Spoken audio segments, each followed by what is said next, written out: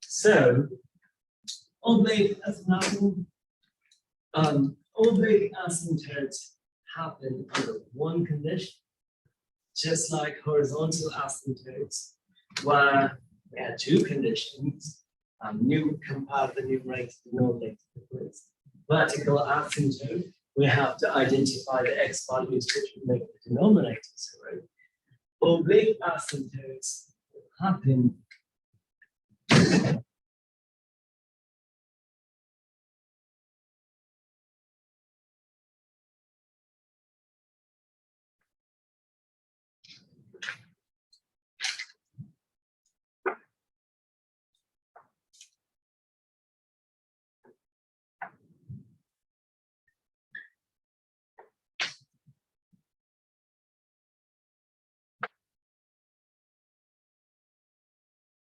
the numerator degree is greater than the denominator degree by exactly 1. Good? Yes. Now, horizontal asymptote was limit at infinity. Yes. Vertical asymptote, infinite limit. What do you think oblique would have?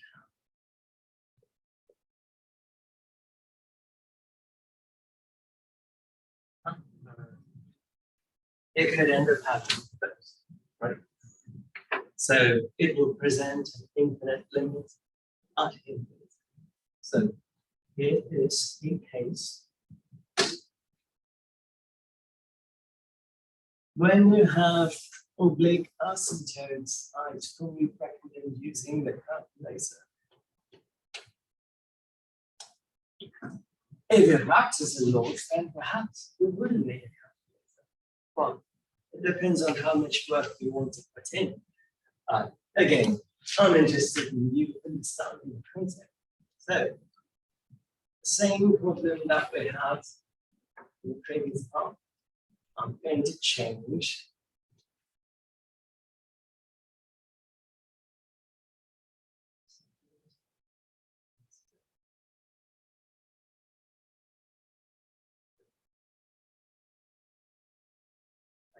the xy to x3. So the numerator degree is exactly 1 greater than the denominator. Well,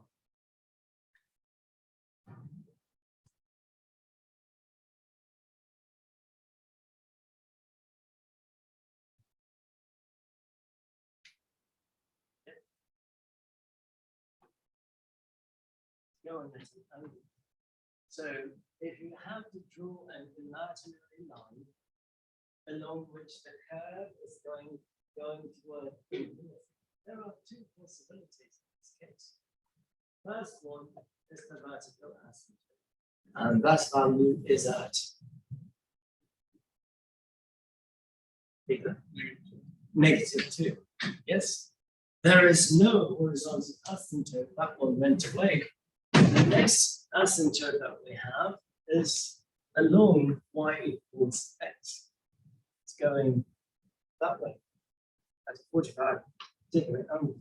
So that straight line that is going up at an angle, or the curve is tracing a line that's going at an angle.